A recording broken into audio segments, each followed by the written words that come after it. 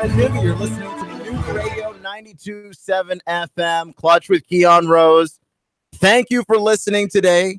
However you may be listening, you know that I appreciate you, whether you're listening on Facebook or YouTube or on the radio 92.7 FM. I appreciate you giving me your time.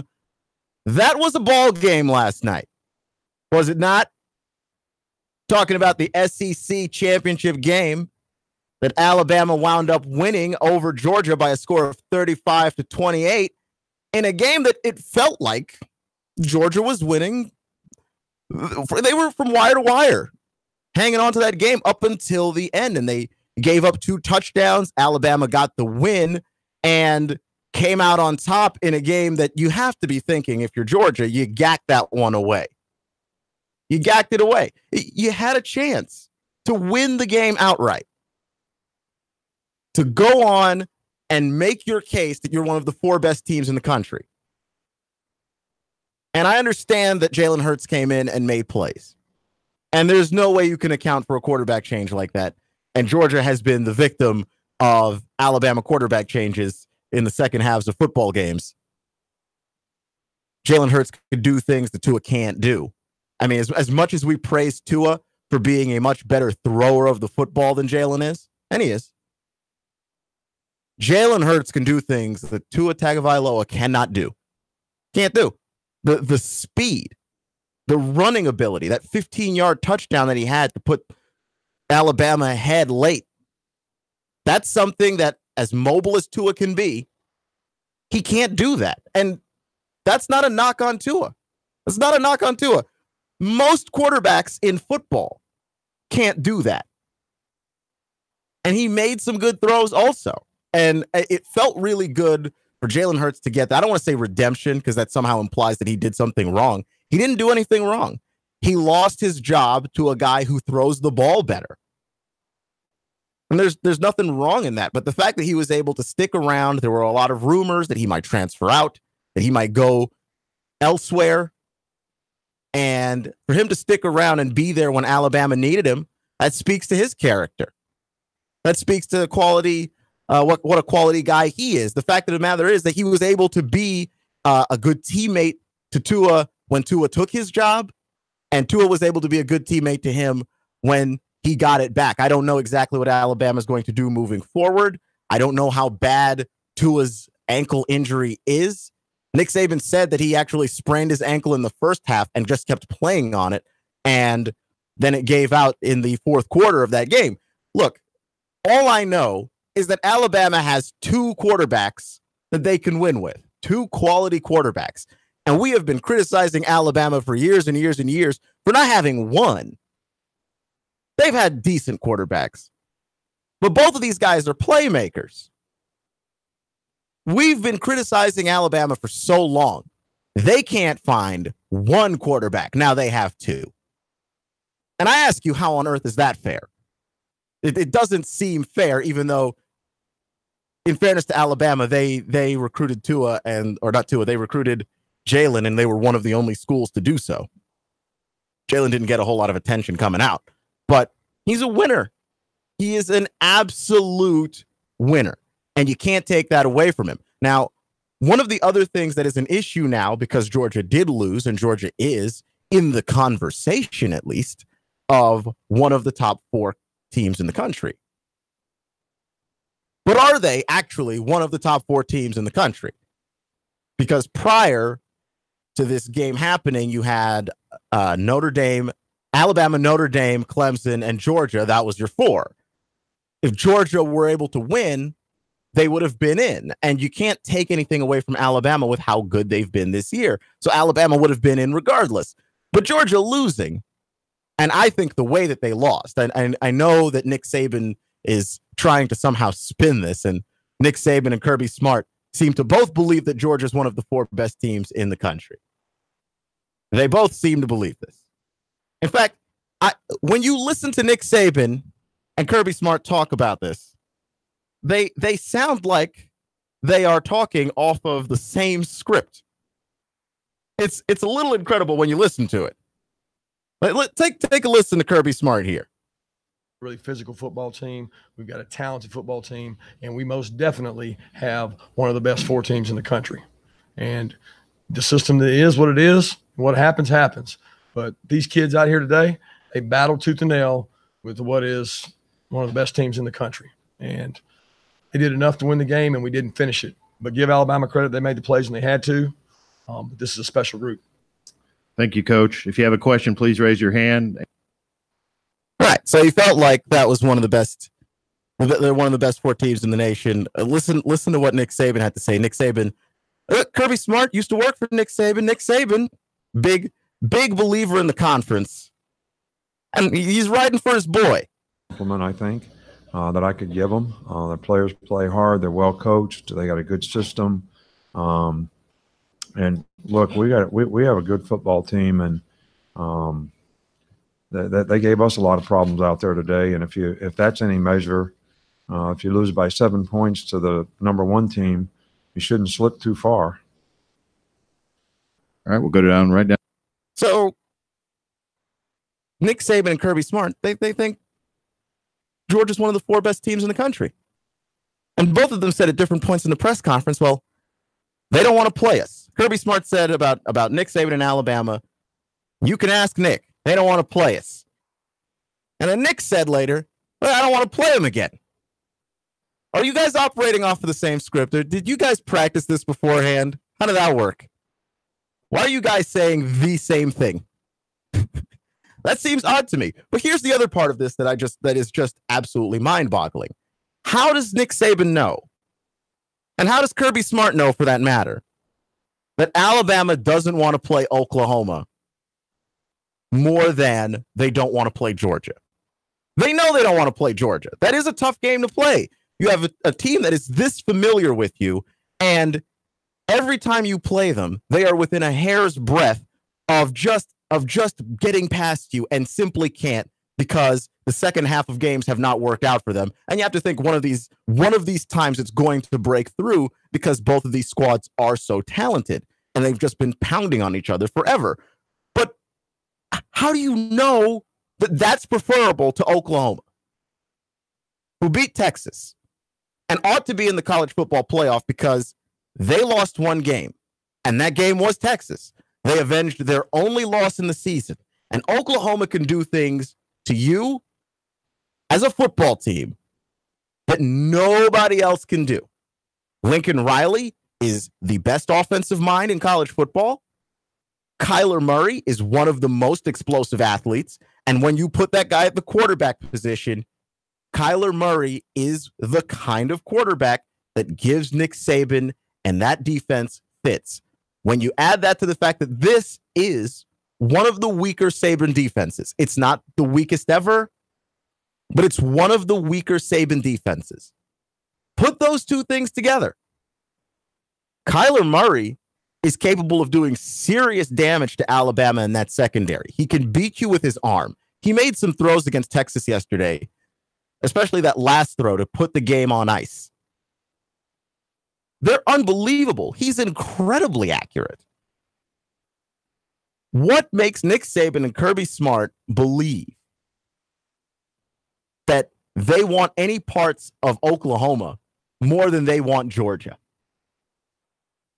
I'm not so sure about that. I'm really not sure that you wouldn't prefer Georgia again if you're Nick Saban. Look, preparing for Georgia is going to give you nightmares. They've basically cloned your system. They're strong defensively. They've got incredibly tough, strong athletes everywhere. They play with a lot of team speed, common sense. Kirby Smart is not as good late game clock management as Nick Saban is. But outside of that, Georgia is essentially Alabama light. With a really good quarterback in Jake Fromm. Fromm still makes his mistakes. Right? Like, they had a really good chance near the end of the game to try and pick up another first down, and he didn't snap the ball in time, and time just wound up running out on him. But I look, it just seems odd to me that both of these guys, And it seems really odd, by the way, that Nick Saban, of all people, Nick Saban, who a few years ago got on the committee for letting Ohio State in when Ohio State did not win their title game. 2 years ago, Ohio State did not win the conference title game of the Big Ten. They lost to Penn State and still got it. And I had no problem when the committee did that, because if you're just going to go on the eye test, I personally believed Ohio State had a better football team than Penn State. And if the committee looked at that and said, this is one of the 4 best teams and they deserve to be in, they deserve to be in. But Nick Saban didn't think that 2 years ago. And suddenly it benefits Alabama last year, and Nick Saban changes his tune. And now Kirby Smart, his boy, is on the chopping block, and Nick Saban is riding for that too. It's just interesting. It's a 2-year change of heart. Which is it, Nick? Do you have to win to get in or no? 2 years ago, he was upset because Ohio State got in without winning. Last year, he got in without winning, and now he's riding for his boy Kirby to get in without winning too. Look, you have to be consistent on this. It can't change based on how it benefits you. That's insane. That's absolutely insane. Nick Saban has changed his tune based on what benefits him and his guys. It's crazy. That's bonkers, Nick. Come on, Nick. You can do better than that. But no, Georgia doesn't deserve to get in. Georgia had the game in their hands. Right? Like, you want to get in. There is a way to get in. Win the ball game. You have a 14-point lead. You've got Alabama dead to rights. Their starting quarterback is injured. Win the ball game. Yes, Jalen Hurts is a really good backup quarterback. He's a winner. Win the ball game. Winning, you're in. Like, if you know that's what the stakes are, you can appeal to the committee. And I understand why you'd want to. That's your job. If you're Kirby Smart, it does you no good to go, well, we deserve to lose. No, you're going to state your case as to why you deserve to be in there. But you don't deserve to be in there. Not over Oklahoma. Not over Ohio State. They won their conference championships. They needed to win to get in. And I'm not sure that Nick Saban wants Oklahoma.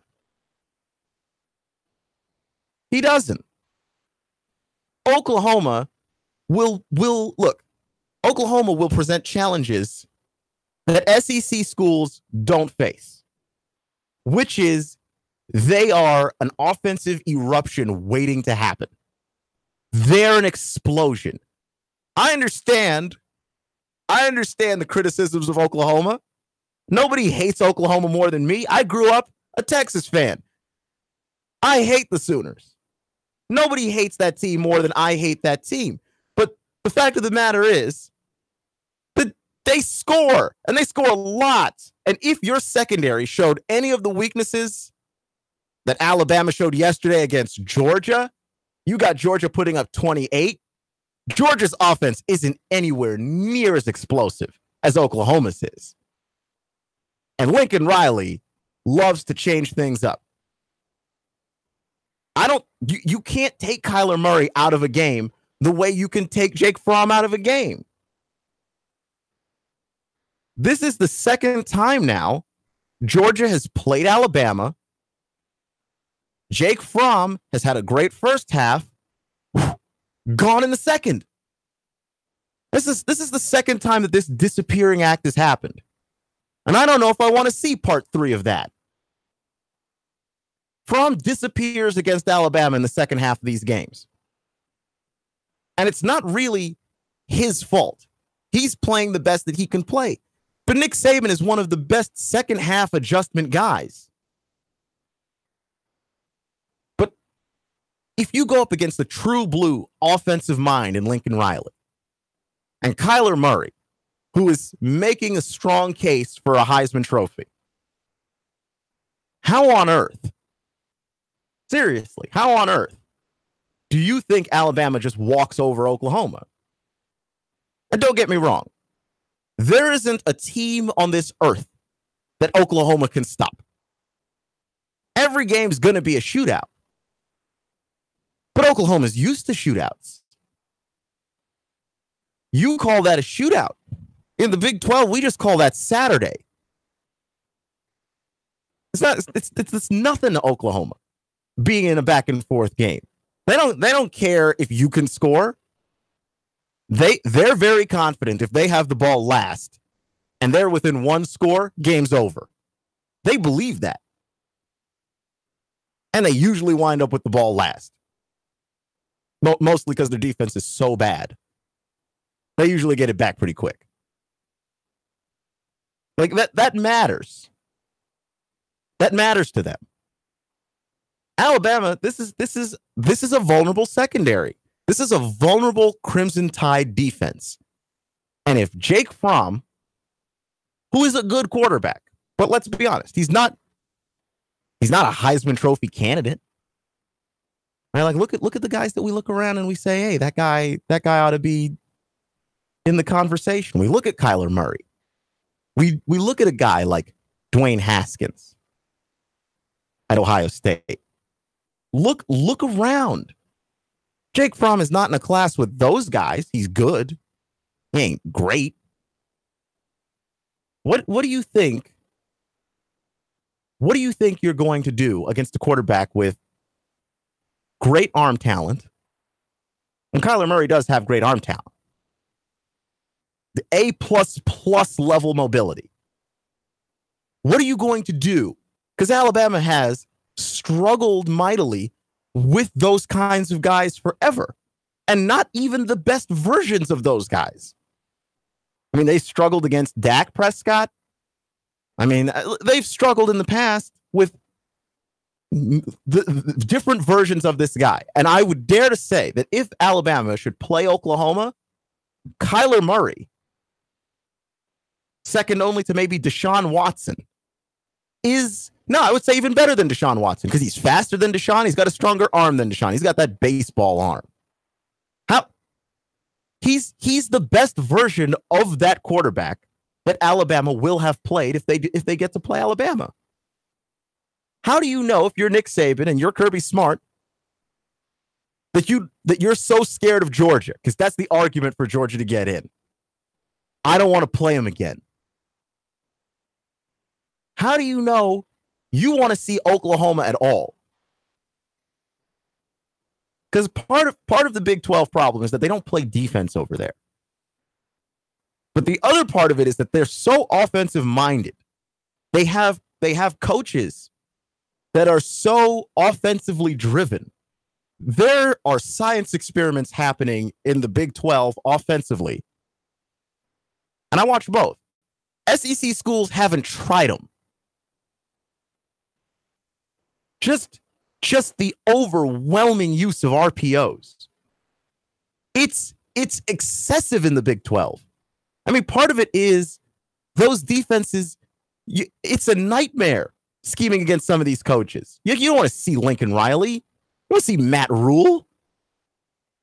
Like some of these guys are just coming up with, they just go in the lab, right? Go in with the chemistry set, and they come out with some offensive who even knows what. And they ram it down your throat for an entire football game. And they all do this every week.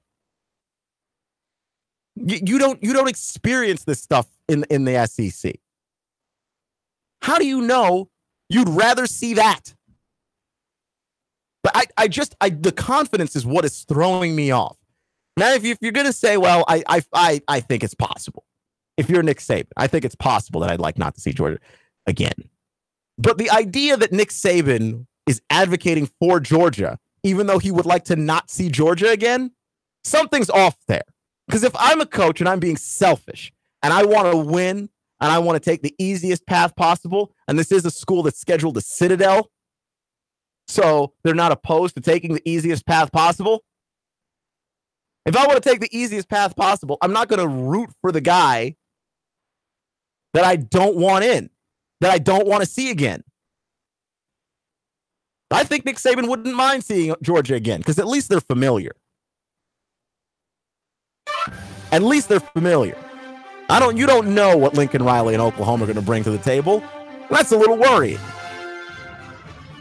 And Kyler Murray, better than Baker Mayfield at the college level. You're listening to all new Nuga Radio, NugaRadio.com here on 92.7 FM, Clutch with Keon Rose.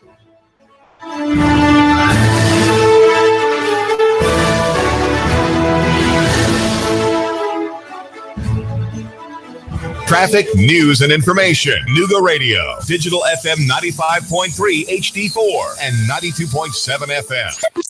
3, 2, 1. Chattanooga Radio. Digital FM 95.3 HD4. 92.7 FM's news now. He was wanted for the TBI for a shooting in Chattanooga, but he was captured in Virginia. TBI spokesman Josh Devine said that Dominique Collins was captured in Lynchburg, Virginia. Investigators say that Collins shot a man in the chest at a Circle K gas station back in April. He had been on the run ever since. A pedestrian was hit by a car on Friday night near Gun Barrel Road. Reports say the person was taken to the hospital from the scene. Their condition remains unknown to the public. Chattanooga Police Department Traffic Unit is investigating. A big chunk of rock broke off the side of Signal Mountain and landed right on Signal Mountain Road. Photos from the Signal Mountain Police Department show a backhoe working on the rock to move it out of the way. The right-hand shoulder is still blocked off. The Signal Mountain Police Department's directing traffic. Hamilton County School Chief Financial Officer Christy Jordan announced that she's retiring. Brent Goldberg will take her position. Russell Stroud, Nuga Radio News, talking 92.7 Action News now. David Tulis, I made the move 1 o'clock every weekday afternoon, 1 till 3, Nuga Radio. 92.7 Nuga Radio, Chattanooga weather. Expect a cloudy, foggy, and wet start to your Saturday with more rain pushing through. Becoming breezy later on, highs 60 to 62. Tonight, showers will push off to the east, drier overnight, lows lower 50s. For Sunday, a beautiful day. Sunshine upper 60s, closer to 60 on Monday. Old Man Winter's coming soon, so let Don City Ski Shop keep you and your family toasty warm with long underwear, wool socks, and Columbia jackets. That's Don City Ski Shop, East Brainerd Road, Chattanooga. And I'm Sorgene Qualls, Chief Meteorologist, Patch Report. Nuga Radio 92.7. Whether you have marginal, moderate, or even extensive hair loss, you don't have to live with it. Finally, there's a procedure that becomes a part of you, and it requires no daily maintenance or special care. Let Apollo Hair Systems give you a free hair and scalp analysis today. Call 423-803-1011 and schedule this free evaluation today. Open Tuesday, Wednesday, and Thursday from 9 a.m. to 6 p.m. Friday and Saturday, 9 a.m. to 3 p.m. Apollo Hair Systems, 5512 Ringgold Road in Chattanooga. 423-803-1011 for Apollo Hair Systems. I live, work, and play in Chattanooga, the scenic city. But when it comes to my next car, truck, or SUV, I'm Alabama bound. Fort Payne, Alabama, and Landers McClarty Ford. Big city selection of new and pre-owned vehicles with the small town price and friendly service. Now, I'm not knocking my hometown, but when it comes to my next ride, I only go to Landers McClarty Ford of Fort Payne. Their selection is huge. Then if I can't find what I want, they'll find it for me with the same low price, same great service, and only a short drive away. And I can go online to look around before I leave the house. Got that next dream ride in your head yet? Yeah, you do. Get a head start at Landers McClarty Ford of FortPayne.com. Don't just dream it, find it at Landers McClarty Ford of FortPayne.com. That's right, Landers McClarty Ford of Fort Payne, Alabama. Nuga Radio. Roar into Talladega. Hello? Who am I speaking with? Eric, you're our winner. Really? You'll receive tickets for all 3 races between the Camping World Truck Series, Xfinity Series, and the Monster Energy Cup races. Holy cow. In addition, you'll receive a 2-night stay at the Microtel Hotel and restaurant accommodations at 2 area restaurants. Nuga Radio. Roar into Talladega. Nuga Radio. 92.7. Your NASCAR racing station. Nuga Radio 92.7 FM. Nuga Radio 92.7. Listen to that. That's the sound of power and the call of the open road. That's the sound of the newly designed 2019 Indian Chieftain Limited. Yeah, Indian. It's more than a bike. It's an experience and an American icon. The place to find it, Indian Motorcycle of Chattanooga, along with their entire new 2019 line. The open road is calling. Answer the call. Go to Indian Motorcycle of Chattanooga. Just look for the sign on 153 and Amnicola. Indian Motorcycle, the true American original. Nuga Radio, digital FM 95.3 HD4 and 92.7 FM knows your opinion is important. So call 800-8949. Agree or disagree? Call 423-800-8949. 800-8949. Nuga Radio, 92.7 FM and 95.3 HD4. News Talk Nuga Radio. Martin Truex Jr. is off the pace and he is headed to the pit lane. Elliott powers around the outside. Michael McDowell pops a right front tire. Here's Martin Truex to the bottom. Blaney blocks him off too. Meanwhile, Chase Elliott went 4 wide on the back straightaway. They're side by side for the lead. Hear it live on Chattanooga's official NASCAR radio station. Nuga Radio, 92.7 FM, 95.3 HD4. The voice of NASCAR. Nuga Radio. Are you brain dead? Still voting for pathetic liberals? Take 3 hours of Sean Hannity from 3 to 6. Nuga Radio. Then call us in the morning between 9 and 11. 92.7 Nuga Radio.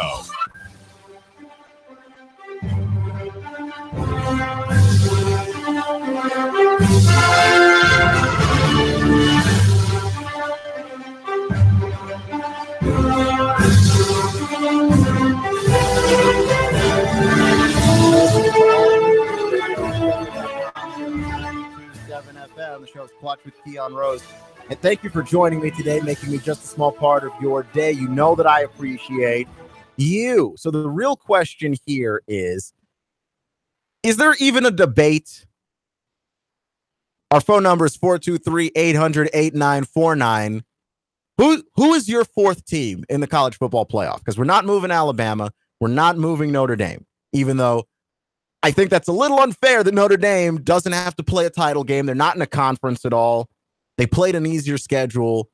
They should have at least everybody else is putting their spot in the playoff on the line this week, except Notre Dame. But Notre Dame, I believe, is one of the 4 best teams in the country. They beat everybody on the schedule in front of them, and they are allowed to do what they do at the moment. So they're in, right? They're second. Third is Clemson. They handle their business against Pitt. We're not having a debate against the top 3. It's the 4.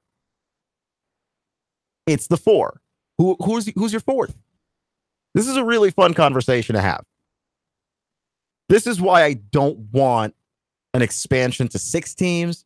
This is why I don't want an expansion to 8 teams. Because we're having a real fun conversation.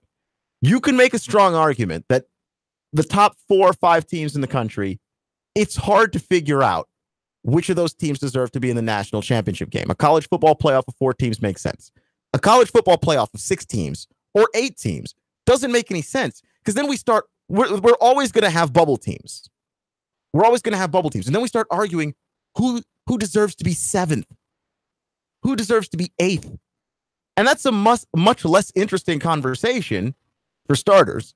And let's be clear, the only reason why the College Football Playoff Committee releases their rankings in a televised event every Tuesday is because it's a TV goldmine. It starts a conversation. You can build hours and hours and hours of content around that. You can. The issue isn't that. It's just a matter of we have a much more boring conversation. You know how we know this? Because college basketball, God love it. It's my favorite big time event, March Madness. But we have incredibly boring conversations about who deserves to be an 8 seed. Like, does it matter? Does it really matter? The thing we want to know, the conversation that is always interesting around college basketball on an annual basis, is who are the ones? Did somebody get snubbed being a 1? Did somebody get snubbed being a 2? We're not really worried about who's the 67th team in this field of 68 coming in. Who's getting into that play-in game? Who cares? That's the least interesting part of this conversation. And yet you still have bubble teams. You still have to talk about them. But why? Why would you want to? Why would the college football? And they're going to expand it, okay? It makes too much money. It adds too much buzz. They're going to expand it. They just shouldn't. It's less interesting that way. And the team that's 7th and 8th, they don't deserve to be at a national title. We can argue 1, 2, 3, and 4, maybe 5. But if you had a 16 tournament, like we know not all of these teams deserve to get in. Now you've got 2 lost teams, 3 lost teams, maybe even 4 lost teams up for the debate. And I'm not interested in any of that. Not in any particular kind of way at all. I'm just not. You're not either. So who's your 4? Is it Georgia? Do you want the SEC to be represented? I don't mind the SEC being very represented. I was telling Nick yesterday on the Breakfast Blitz from 8 to 10 every Saturday. I was telling Nick, look, I don't think the SEC is the best conference because I don't think that the SEC is as deep. But as the SEC up top is one of the strongest, it's the strongest conference up top. From top to bottom, maybe not the strongest, but the top 2, 3 teams in the SEC, because I'm going to toss LSU in there, that they are some of the best team in the nation. LSU was in the conversation to be here for the longest time. And deservedly so. They had a great season. Do you want the SEC represented? Is that why you want Georgia in? If you want Georgia in. My personal bid goes to Oklahoma. They're defensively atrocious, but they won all the games in front of them with the exception of the Red River Shootout, which they avenged in the title game against Texas. And they showed us what they can do when they actually show up defensively from time to time. They didn't show up defensively the whole game, but they made big plays when they had to. And they showed us this. Like Oklahoma can stop people for spurts. That's good enough. And offensively, I don't know who's supposed to stop them. I don't know who's supposed to slow that team down when they get going. I have no idea. I don't even think Alabama can. The question is, with Alabama, can you win a shootout against Lincoln Riley, Kyler Murray, and those Sooners? I'm not incredibly confident that they can. I would say the same thing with Ohio State. Ohio State can put it on you. Dwayne Haskins is the real deal at quarterback. And they have gotten a whole lot better defensively. I know that people are going to hold that Purdue loss against them. It's a bad loss. But it's one bad loss. At some point, the quality wins have to outweigh the bad loss. Is it Ohio State for you? I mean, I hesitate to put Ohio State over Oklahoma when you consider that Oklahoma avenged their one loss. Ohio State's never going to get that chance to go back and redo the Purdue game because that would have been nice. They're not going to get that opportunity. So this to me is cut and dry. You put Oklahoma in. I mean, they can talk around it all they want to, but Georgia has been playing Alabama now for a while. They faded in the second half of all these games. And I'm not convinced that we have an Alabama-Georgia 3 on our hands, that Georgia doesn't show up and they don't do the same thing. How do I know? How do I know? Here's the thing. Kirby Smart, he didn't make a very good decision late in that game. The fake punt to Justin Fields. And it's 4th and 11. It's 4th and 11. Now, he says that they didn't get the ball snapped in time. But it's 4th and 11, and you've got 3.5 minutes in the game. Just punt the ball. They were driving the ball. No, I don't know about that. I mean, we had lost some momentum in the game, and we certainly, maybe we could have stopped them, maybe we couldn't have stopped them, but I felt like that was a great call because it was there. We had seen their safe. We know exactly what their safe is. They line up and they don't cover a guy. There's a guy wide open, and he's not going to be covered. And in the last second, he saw it. And we had a way to check out of it. We weren't going to run it, but we took too long to get it snapped. And I felt like it was a really good play. And it was there. It got taken away at the last second, and we didn't make the play. So, but I wanted to be aggressive. Look, I wasn't coming here to play to tie, to play to keep it close. We're coming to win the game. We wanted to win the game. These kids deserve to win the game. We weren't able to do it. All right. I understand you want to win the game. I understand you want to win the game. It's. I understand being aggressive, but you also have to be smart. No pun intended. But that was a real dumb idea. Maybe there was a way to check out of it. Well, execute that better or punt the ball, because your defense is one of the top defenses in the nation. Like, you can be aggressive on defense. You can give your kids a chance to win on defense. No one is suggesting that you go out there and try and tie. No one is suggesting that you go out, like, the only person who suggested that was Kirby. Nobody suggested that you go out there and don't be aggressive. But your defense can be aggressive too. Your defense, you can rely on them to go out there and make some plays. I have no idea what he's talking about when he said that he's trying to be aggressive there. It's 4th and 11. If you're going to go for it on 4th and 11, I'd rather you just use your regular offense. Right? Maybe stretch them out and try and attack the middle of the field. I'd rather you don't even bother with a fake punt, because there's a whole lot that can go wrong there. And sure enough, stuff did go wrong. It's just silly when you really think about the justification for why it is that he chose to go for it on that 4th and 11. You had 3.5 minutes and a great defense. Right? Like, Alabama ends up, going up the field and scoring anyhow. What you're really asking your team to do at that point is now get the ball back with even less time. If your defense is not able to hold Alabama, if they're not able to stop them off after the punt, at least you get the ball back with enough time to do something. They didn't have enough time when they got the ball back. It was like 1 minute and 15 seconds left. It just doesn't make any sense why he would do that, and it was a mistake. It was a mistake, but we've seen second half Georgia mistakes against Alabama. Why should I believe that you are one of the best 4 teams in the nation when we've seen this story before? They scored 1 touchdown in the second half. Does that sound familiar? It should. There's a similar situation to last year in the national championship game. Georgia was rolling in the first half. Nick Saban makes some adjustments in the second, and away they go. And Georgia has no answers offensively, and Georgia has no answers defensively. Now, why do I want to see this again? Why should I try to see this a third time in the playoff?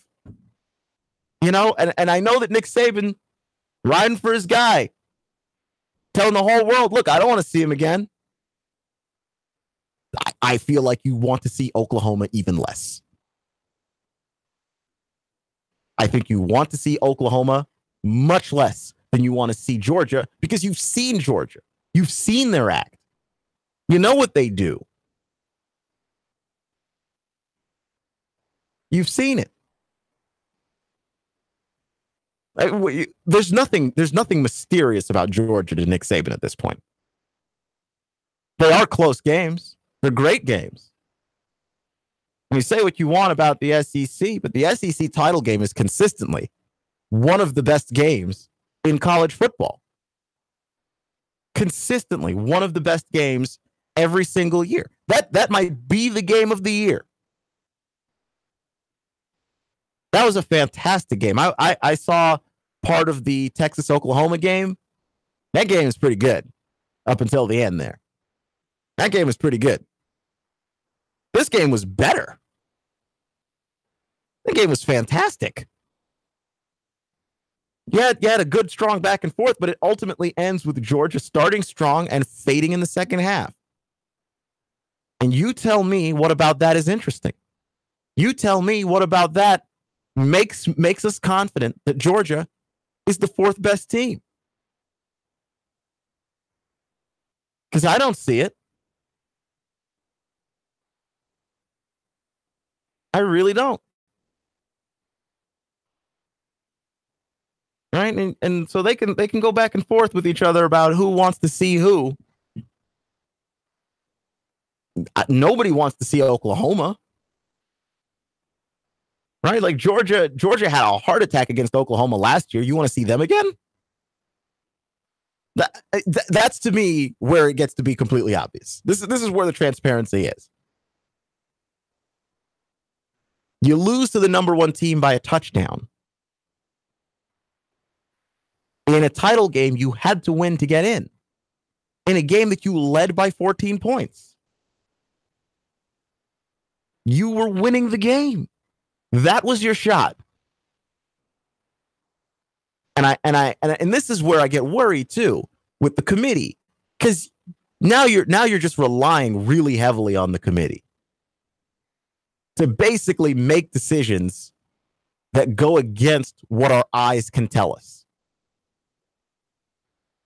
You're asking the committee to essentially supersede common sense. Oklahoma won their conference title. Are they in a weaker conference? Yeah, that's not their fault. So is Clemson. Like, you just can't hold it against them that they're in a weaker conference. Oklahoma's played some big-time games, and they won the games in front of them. And the teams that are really good in their conference, they've beaten them. They beat West Virginia. They played absolutely no defense while that was happening. And it came down to them having the ball last, but they beat West Virginia in a shootout with their unstoppable offense. They're not going to put up 60 on Alabama. They're not going to steamroll the Crimson Tide. But what they're going to do is score lots of points.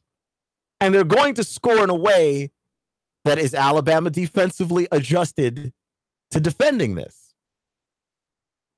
And can Alabama win a shootout? That is question number one if you're the committee. Because we don't know if Alabama can win a shootout. And if we don't know, then we've got to let it be decided on the field. We can't not give Oklahoma that chance. Not when they've won every single game and avenged their only loss. Not when they won their conference championship. Can't do it.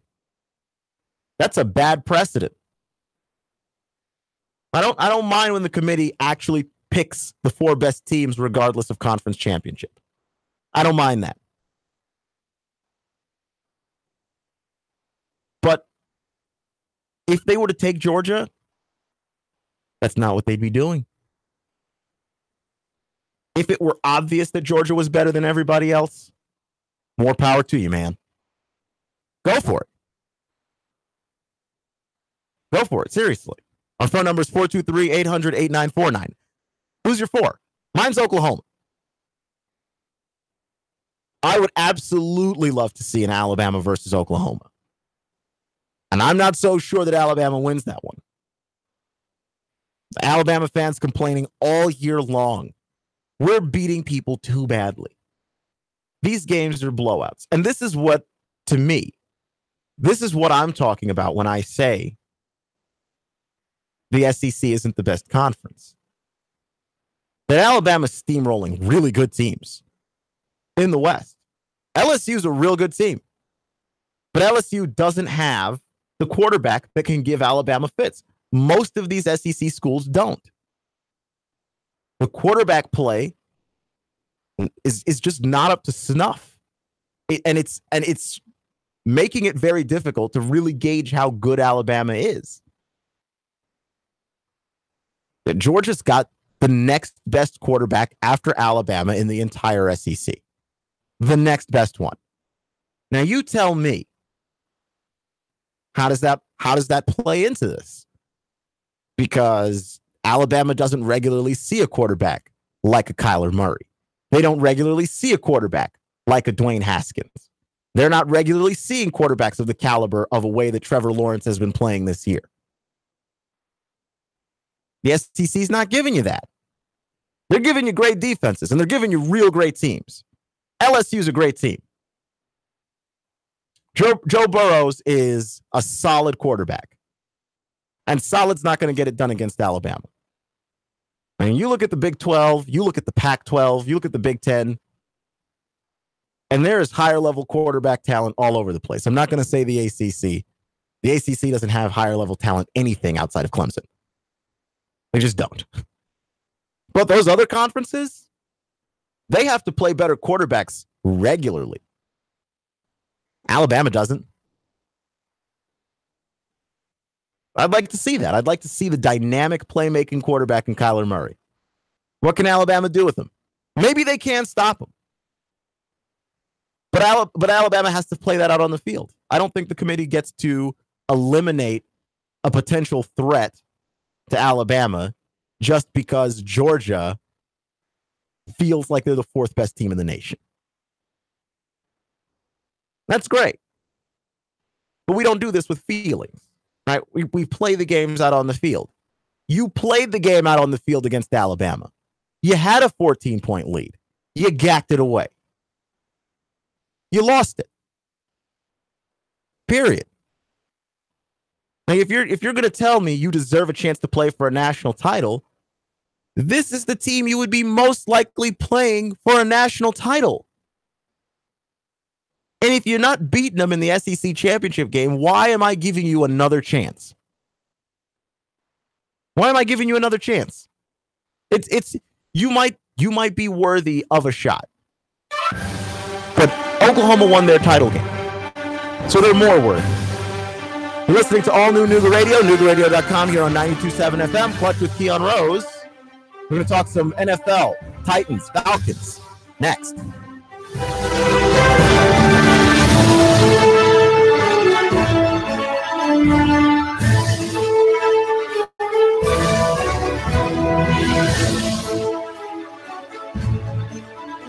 Traffic, news, and information. Nuga Radio. Digital FM 95.3 HD4 and 92.7 FM. 3, 2, 1. Chattanooga Radio. Digital FM 95.3 HD4. 92.7 FM's news now. He was wanted for the TBI for a shooting in Chattanooga, but he was captured in Virginia. TBI spokesman Josh Devine said that Dominique Collins was captured in Lynchburg, Virginia. Investigators say that Collins shot a man in the chest at a Circle K gas station back in April. He had been on the run ever since. A pedestrian was hit by a car on Friday night near Gun Barrel Road. Reports say the person was taken to the hospital from the scene. Their condition remains unknown to the public. Chattanooga Police Department Traffic Unit is investigating. A big chunk of rock broke off the side of Signal Mountain and landed right on Signal Mountain Road. Photos from the Signal Mountain Police Department show a backhoe working on the rock to move it out of the way. The right-hand shoulder is still blocked off. The Signal Mountain Police Department's directing traffic. Hamilton County School Chief Financial Officer Christy Jordan announced that she's retiring. Brent Goldberg will take her position. Russell Stroud, Nuga Radio News Talk 92.7 Action News now. Sean Hannity, weekday afternoons from 3 to 6 p.m. on Nuga Radio 92.7 FM. Nuga Radio 92.7.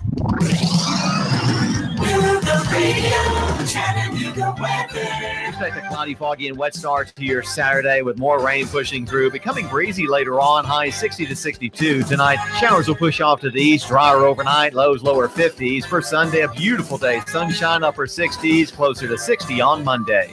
Old man winter is coming soon, so let Dodge City Ski Shop keep you and your family toasty warm with long underwear, wool socks, and Columbia jackets. That's Dodge City Ski Shop, East Brainerd Road, Chattanooga. And I'm Sorgene 12, Chief Meteorologist, Patch Report.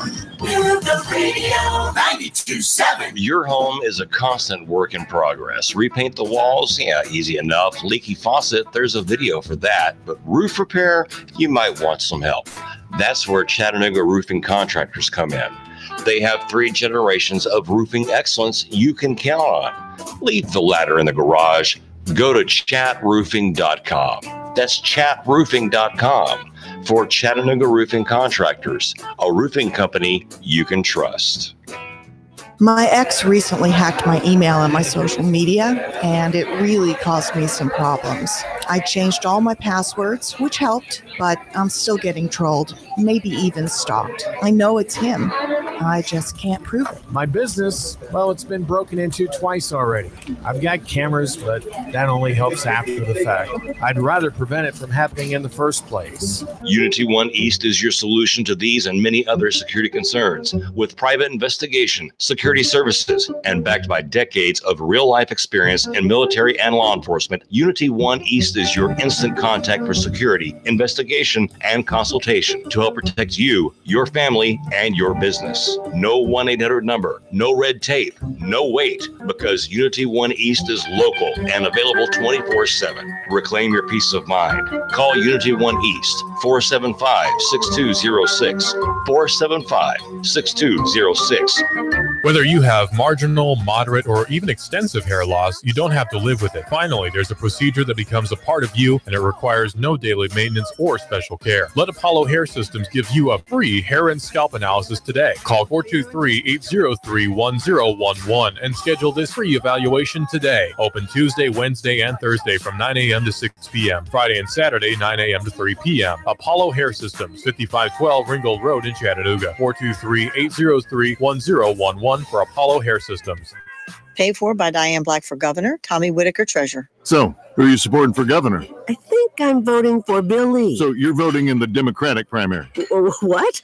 Bill Lee really ought to be running in the Democratic primary. I mean, he'd see a lot of familiar faces. Hello? All right, look, Phil Bredesen's running in the Democratic primary for Senate. Yeah? Well, Bill Lee gave Phil Bredesen money. Wait, Bredesen's big-time pro-abortion. And Carl Dean's the Democratic candidate for governor. Big-time liberal. Bill Lee gave Carl Dean money, too. And Bill Lee pushed for Megan Barry to be mayor. She's pro-abortion, pro-gay marriage, and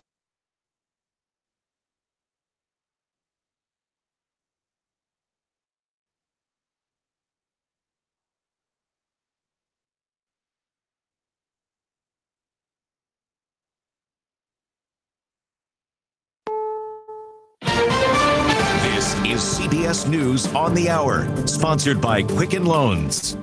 I'm Wendy Gillette. George H.W. Bush will lie in state in the U.S. Capitol Rotunda starting tomorrow night. Former Secretary of State James Baker spoke on CBS's Face the Nation about Mr. Bush's final moments before he died Friday night. The very last words he spoke were spoken to George W. Bush, President Bush 43, who had told him how much he loved him and that he would see him on the other side. And 41 said, "I love you too." George H.W. Bush was 94 years old. A ceasefire for 90 days in the trade war between the U.S. and China. The deal was reached yesterday after the G20 summit. Ohio Democratic Senator Sherrod Brown says it's important for the U.S. to stay aggressive concerning China. It's not clear to me yet that the president's done this right, but I'm hopeful. Heavy rain has brought flash flooding to central Georgia.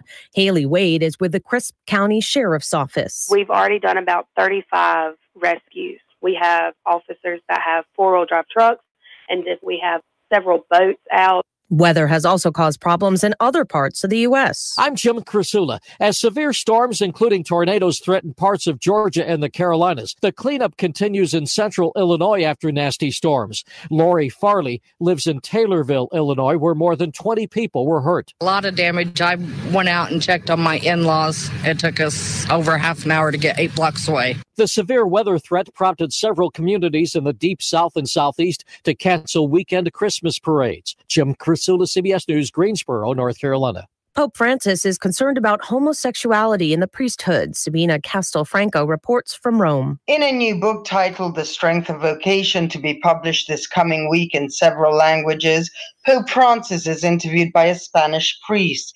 The Pope says homosexuality in the church is a concern for him, and he states clearly that men with homosexual tendencies should not be admitted to the priesthood. He also said that priests who are actively gay should leave the clergy rather than lead a double life.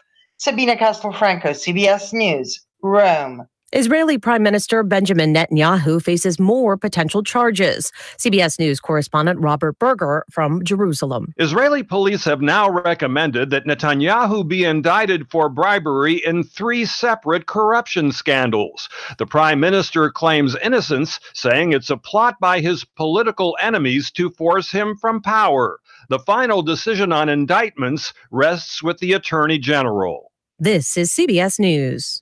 National Mortgage Lender Quicken Loans. Apply simply, understand fully, mortgage confidently. Licensed in all 50 states. Equal housing lender. NMLS number 3030. Here's the one you've been waiting for. Macy's Friends and Family. Get an extra 10 to 30% off with your Macy's card or pass. You'll even get an extra 15% off beauty. Find your favorite brands at our biggest savings, like down coats for her, 40% off. Find jewelry, 30 to 50% off. Beautiful designer watches, 20% off. And go Luxe with 40% off hotel collection bed and bath through December 10th at Macy's Friends and Family. Savings off sale prices, exclusions apply. This holiday, TJ Maxx, Marshalls, and HomeGoods are here to help with great gifts at great prices. Like a cozy knit throw for your mom who's always cold. Like always. Wireless headphones for your husband who loves his podcasts. And at these prices, a designer purse for your sister with expensive taste. She'll love it. You've got people to shop for. We've got ideas at great prices. TJ Maxx, Marshalls, and HomeGoods. And for those who love the outdoors, Sierra Trading Post. Actor Ken Berry has died. CBS's Tom Foti has more. Ken Berry was probably best known as the bungling cavalry captain in the 1960s comedy western sitcom F Troop. But he was a frequent television presence for decades, including the Andy Griffith Show spin-off Mayberry RFD, and later Mama's Family. We'll travel along, singing a song, side by side. As evident there, in addition to all the TV comedy, Ken Berry was a song and dance man too, with many stage appearances. Ken Berry was 85 years old. Tom Foti, CBS News. The 41st Kennedy Center Honors Gala is set for tonight in Washington. Singer and actress Cher is one of this year's honorees. Country musician Reba McEntire, composer Philip Glass, and jazz saxophonist Wayne Shorter will also be honored. Wendy Gillette, CBS News. 3, 2, 1. Chattanooga Radio. Digital FM 95.3 HD4. 92.7 FM's news now. He was wanted for the TBI for a shooting in Chattanooga, but he was captured in Virginia. TBI spokesman Josh Devine said that Dominic Collins was captured in Lynchburg, Virginia. Investigators say that Collins shot a man in the chest at a Circle K gas station back in April. He had been on the run ever since. A pedestrian was hit by a car on Friday night near Gun Barrel Road. Reports say the person was taken to the hospital from the scene. Their condition remains unknown to the public. Chattanooga Police Department Traffic Unit is investigating. A big chunk of rock broke off the side of Signal Mountain and landed right on Signal Mountain Road. Photos from the Signal Mountain Police Department show a backhoe working on the rock to move it out of the way. The right-hand shoulder is still blocked off. The Signal Mountain Police Department's directing traffic. Hamilton County School Chief Financial Officer Christy Jordan announced that she's retiring. Brent Goldberg will take her position. Russell Stroud, Nooga Radio News, talking 92.7 Action News now. Chattanooga Morning News with Russ and Val. Weekdays from 6 to 9 a.m. on Nooga Radio, 92.7 FM. Nooga Radio, Chattanooga weather. Expect a cloudy, foggy, and wet start to your Saturday with more rain pushing through. Becoming breezy later on, highs 60 to 62. Tonight, showers will push off to the east, drier overnight, lows lower 50s. For Sunday, a beautiful day. Sunshine upper 60s, closer to 60 on Monday. Old man winter is coming soon, so let Don City Ski Shop keep you and your family toasty warm with long underwear, wool socks, and Columbia jackets. That's Don City Ski Shop, East Brainerd Road, Chattanooga. And I'm Sorgene Quell, Chief Meteorologist, Pastor 4. Nooga Radio 92.7. We just started a family and we're already planning for the future. Michael Levy has helped pave the way to keep our financial future on track. He's local, he knows us, and cares about what's important to us. Don't put your future on hold. Call Michael Levy, 779-7755. I'm Bo Watson, and I approve this ad. Neighbors, I'm your state senator, Bo Watson. Jobs, education, safety. These were my priorities when I first ran for office, and they continue to be my focus. We've made great progress in Tennessee the past 4 years. Let's keep it going. Believe in Tennessee. Vote Bo in November. Paid for by friends of Bo Watson, Boy W. Watson III, Treasurer, votefortennessee.com. Nooga Radio 92.7.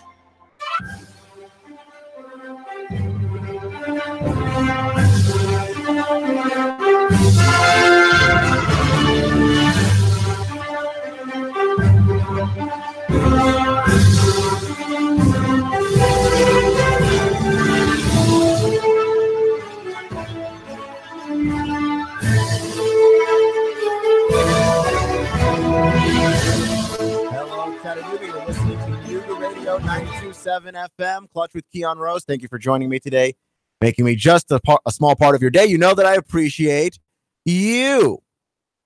However you may be listening, Facebook, Twitter, YouTube, just the regular radio. I take that last one back. I mean, we're not on Twitter.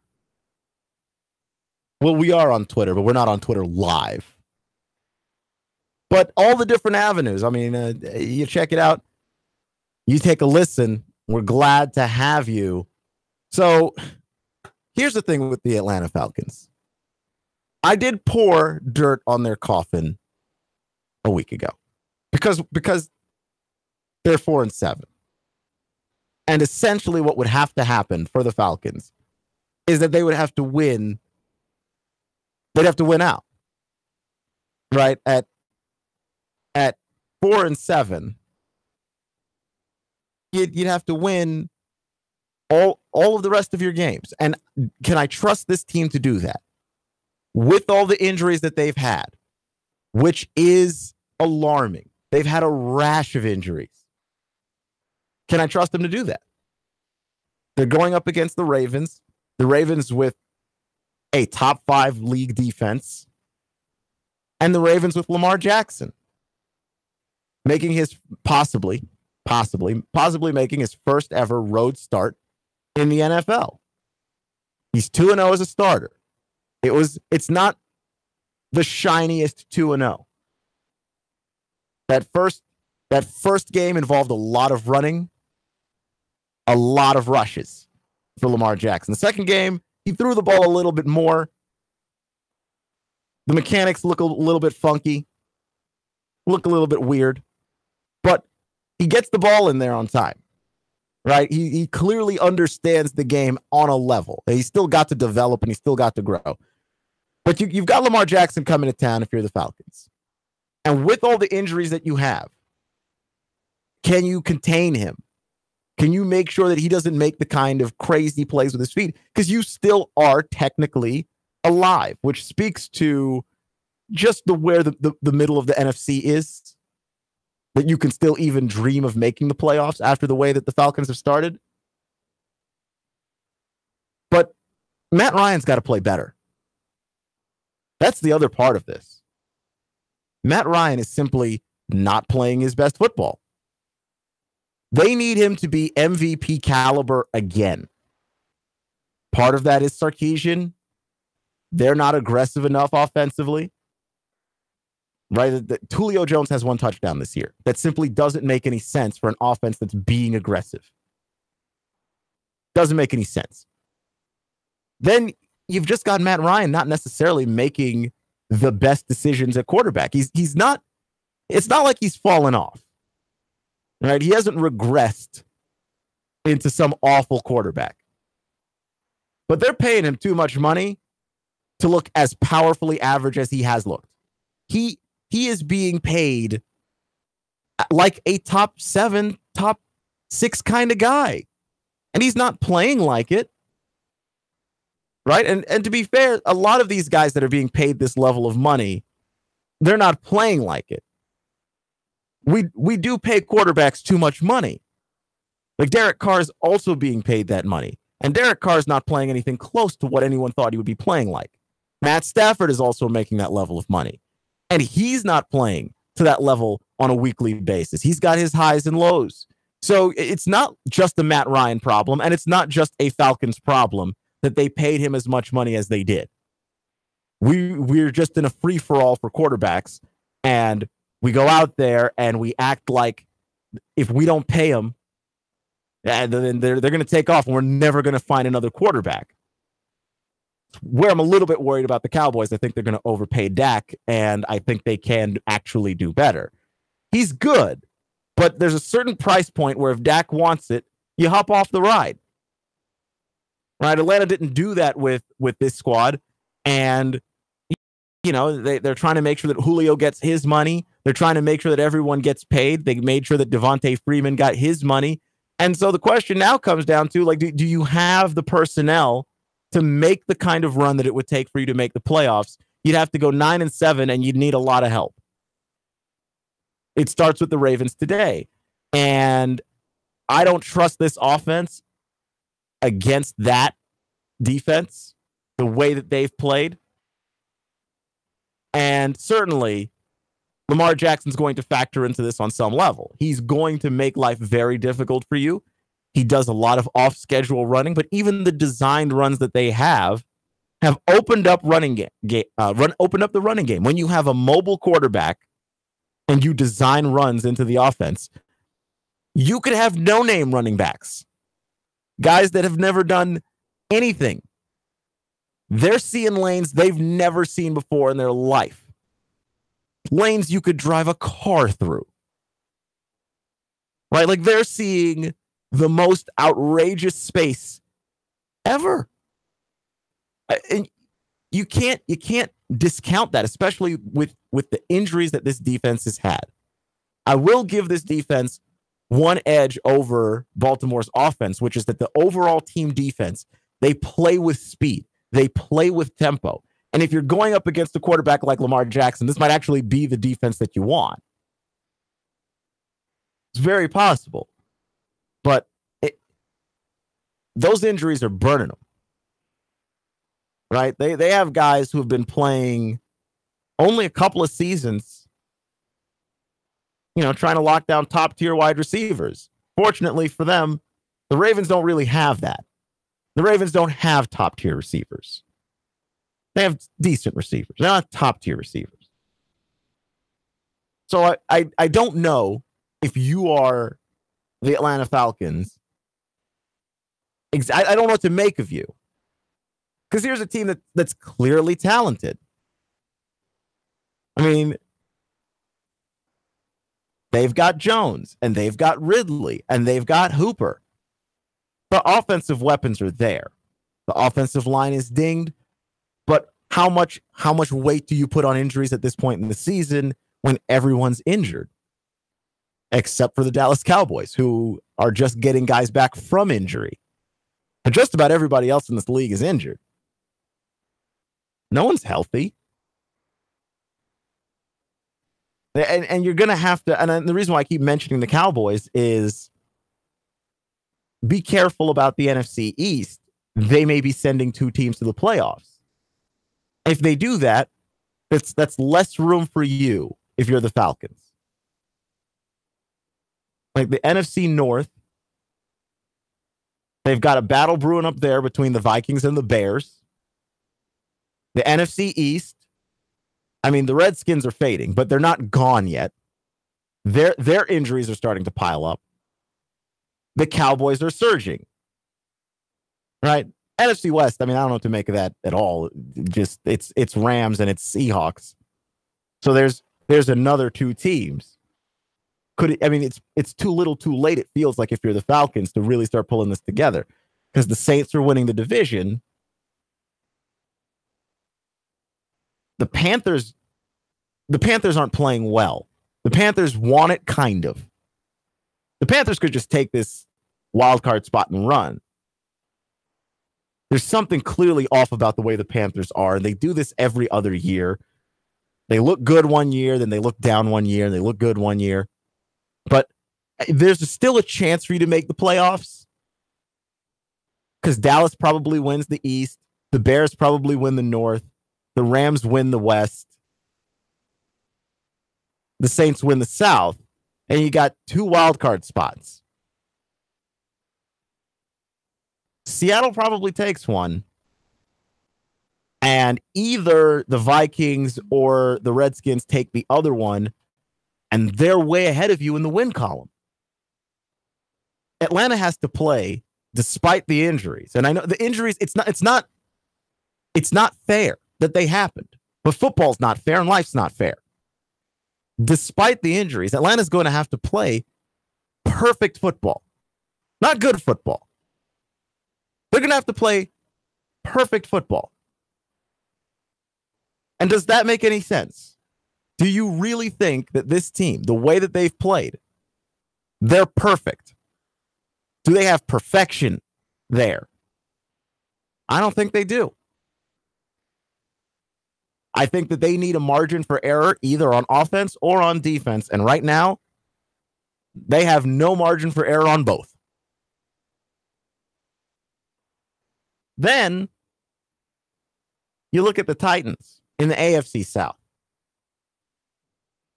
And when you talk about a team that has a division that is completely run away from them, this is it. Houston somehow has taken control of this division. They're 8-3. You still have to play them if you're Tennessee.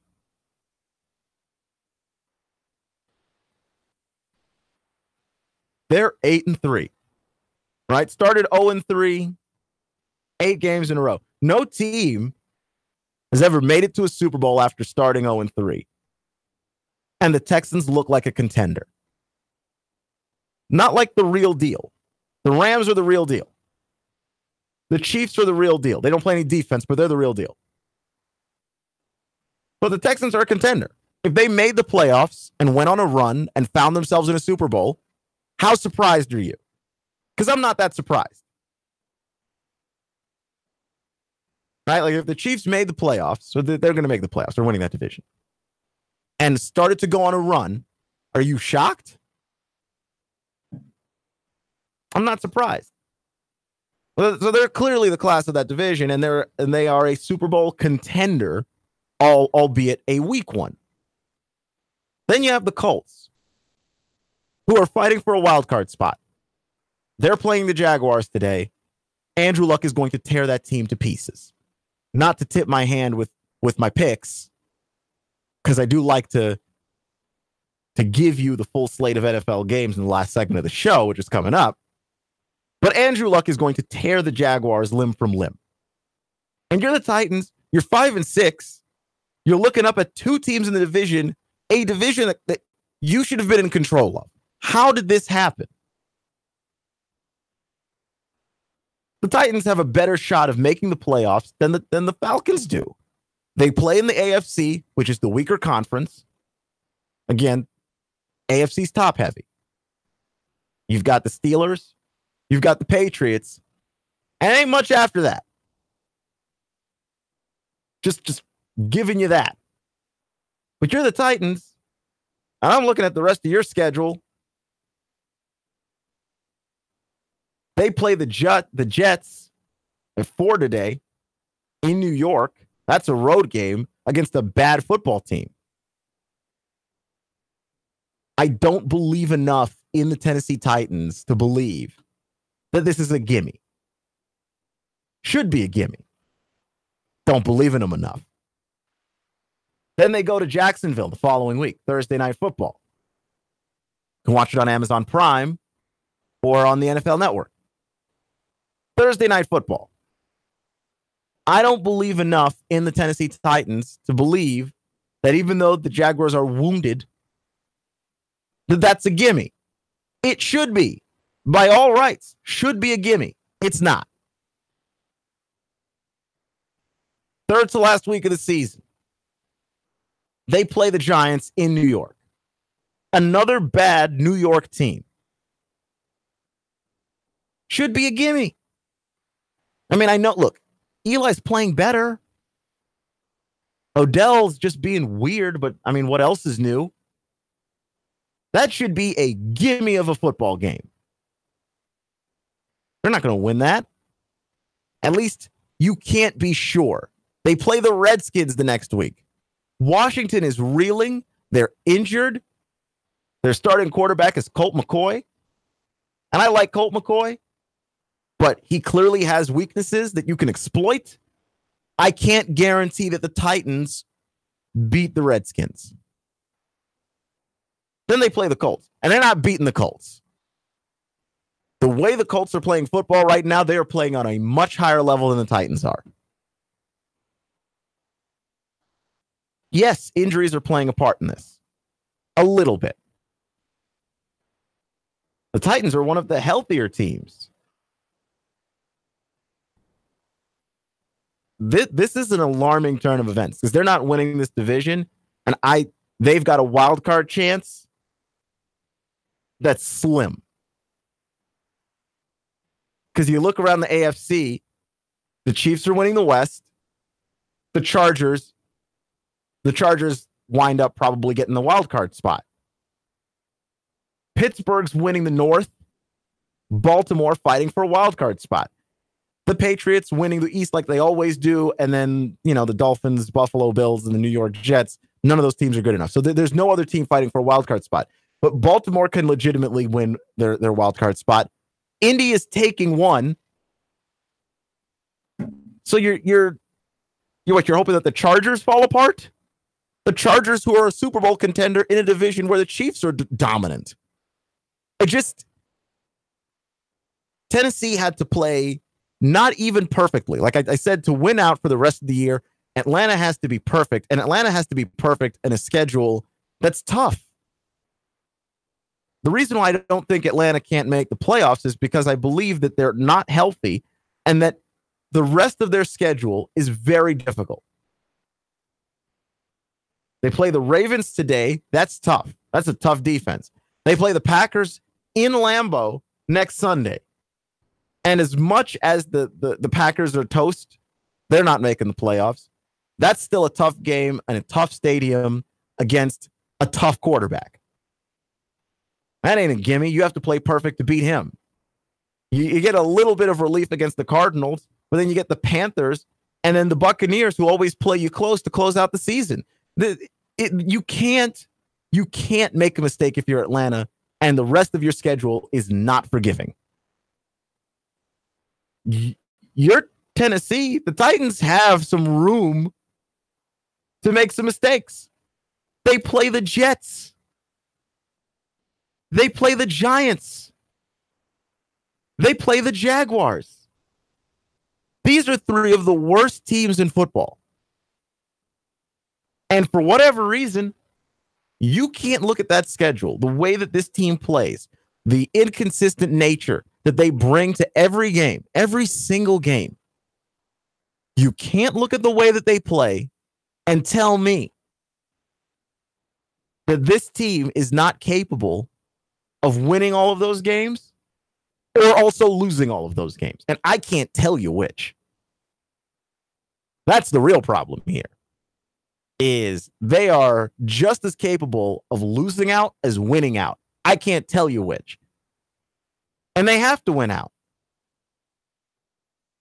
Because the teams that they're fighting for the wild card spot with, Indy, the Chargers, and Baltimore, they're too good.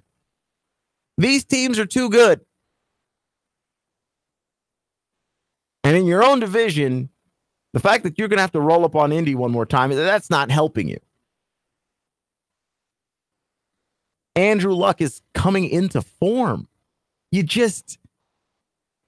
Why put yourself in a position where you have to play flawless football when you never had to? The Titans had games that they could have won, and they didn't win them. Right? Yeah, they'll surprise you. Let's beat the Eagles. Let's go out there and beat the Patriots. They'll surprise you, but they'll also disappoint you. Let's go out there and beat the Cowboys. That's a surprise. That Cowboys win is looking much better all the time. But let's go out there and lose to the Dolphins and lose to the Bills. Right? They lost to the Ravens, but they didn't even show up to play the Ravens. Right? 21-0. Never gave themselves a chance to win that game. Then they gave themselves a chance to win the Chargers game and gave it away. They got pounded by Indy, pounded by Houston. Look at the rest of the schedule. I don't believe in this. I just don't. They're getting Malcolm Butler back. Ooh. Because that was so helpful earlier this season. Let's just be honest about what they are. They're an average football team. John Robinson is a great GM, but between the coaches, between the offense, between the inconsistent play of the players, this is still somehow an average football team. They need consistently great from Mariota. and they don't get it. And at what point is it unfair to expect him to be not just great, but consistently great? Marcus Mariota can give you great from game to game. But Marcus Mariota ain't giving you great for a season or half a season or a quarter of a season. Have we even seen 4 games in a row where Marcus Mariota's given us great? Picks next. Nuga Radio 92.7 FM, Clutch with Keon Rose. Traffic, news, and information. Nuga Radio. Digital FM 95.3 HD4 and 92.7 FM. 3, 2, 1. Chattanooga Radio. Digital FM 95.3 HD4. 92.7 FM's news now. He was wanted for the TBI for a shooting in Chattanooga, but he was captured in Virginia. TBI spokesman Josh Devine said that Dominique Collins was captured in Lynchburg, Virginia. Investigators say that Collins shot a man in the chest at a Circle K gas station back in April. He had been on the run ever since. A pedestrian was hit by a car on Friday night near Gun Barrel Road. Reports say the person was taken to the hospital from the scene. Their condition remains unknown to the public. Chattanooga Police Department Traffic Unit is investigating. A big chunk of rock broke off the side of Signal Mountain and landed right on Signal Mountain Road. Photos from the Signal Mountain Police Department show a backhoe working on the rock to move it out of the way. The right-hand shoulder is still blocked off. The Signal Mountain Police Department's directing traffic. Hamilton County School Chief Financial Officer Christy Jordan announced that she's retiring. Brent Goldberg will take her position. Russell Stroud, Nuga Radio News Talk 92.7 Action News now. David Toulis, I made the move 1 o'clock every weekday afternoon, 1 till 3, Nuga Radio. 92.7. Nuga Radio, Chattanooga weather. Expect a cloudy, foggy, and wet start to your Saturday with more rain pushing through. Becoming breezy later on, highs 60 to 62 tonight. Showers will push off to the east, drier overnight, lows lower 50s. For Sunday, a beautiful day. Sunshine upper 60s, closer to 60 on Monday. Old man winter is coming soon, so let Dodge City Ski Shop keep you and your family toasty warm with long underwear, wool socks, and Columbia jackets. That's Dodge City Ski Shop, East Brainerd Road, Chattanooga. And I'm Swargene 12, Chief Meteorologist, Max Report. Nuga Radio 92.7. Whether you have marginal, moderate, or even extensive hair loss, you don't have to live with it. Finally, there's a procedure that becomes a part of you, and it requires no daily maintenance or special care. Let Apollo Hair Systems give you a free hair and scalp analysis today. Call 423-803-1011 and schedule this free evaluation today. Open Tuesday, Wednesday, and Thursday from 9 a.m. to 6 p.m. Friday and Saturday, 9 a.m. to 3 p.m. Apollo Hair Systems, 5512 Ringgold Road in Chattanooga. 423-803-1011 for Apollo Hair Systems. I live, work, and play in Chattanooga, the scenic city. But when it comes to my next car, truck, or SUV, I'm Alabama bound. Fort Payne, Alabama, and Landers McClarty Ford. Big city selection of new and pre-owned vehicles with the small town price and friendly service. Now, I'm not knocking my hometown, but when it comes to my next ride, I only go to Landers McClarty Ford of Fort Payne. Their selection is huge, but if I can't find what I want, they'll find it for me with the same low price, same great service, and only a short drive away. And I can go online to look around before I leave the house. Got that next dream ride in your head yet? Yeah, you do. Get a head start at Landers McClarty Ford of FortPayne.com. Don't just dream it, find it at Landers McClarty Ford of FortPayne.com. That's right, Landers McClarty Ford of Fort Payne, Alabama. Nuga Radio. Roar into Talladega. Hello? Who am I speaking with? Eric, you're our winner. Really? You'll receive tickets for all 3 races between the Camping World Truck Series, Xfinity Series, and the Monster Energy Cup races. Holy cow. In addition, you'll receive a 2-night stay at the Microtel Hotel and restaurant accommodations at 2 area restaurants. Nuga Radio. Roar into Talladega. Nuga Radio 92.7. Your NASCAR racing station. Nuga Radio 92.7 FM. Nuga Radio 92.7. Listen to that. That's the sound of power and the call of the open road. That's the sound of the newly designed 2019 Indian Chieftain Limited. Yeah, Indian. It's more than a bike. It's an experience and an American icon. The place to find it, Indian Motorcycle of Chattanooga, along with their entire new 2019 line. The open road is calling. Answer the call. Go to Indian Motorcycle of Chattanooga. Just look for the sign on 153 and Nicola. Indian Motorcycle, the true American original. Nuga Radio, digital FM 95.3 HD4 and 92.7 FM knows your opinion is important. So call 800-8949. Agree or disagree? Call 423-800-8949. 800-8949. Nuga Radio, 92.7 FM and 95.3 HD4. News Talk Nuga Radio. Martin Truex Jr. is off the pace and he is headed to the pit lane. Elliott Towers around the outside. Michael McDowell pops a right front tire. Here's Martin Truex to the bottom. Blaney blocks him off too. Meanwhile, Chase Elliott went 4 wide on the back straightaway. They're side by side for the lead. Hear it live on Chattanooga's official NASCAR radio station. Nuga Radio, 92.7 FM, 95.3 HD4. The voice of NASCAR. Nuga Radio. Are you brain dead? Still voting for pathetic liberals? Take 3 hours of Sean Hannity from 3 to 6. Nuga Radio. Then call us in the morning between 9 and 11. 92.7 Nuga Radio.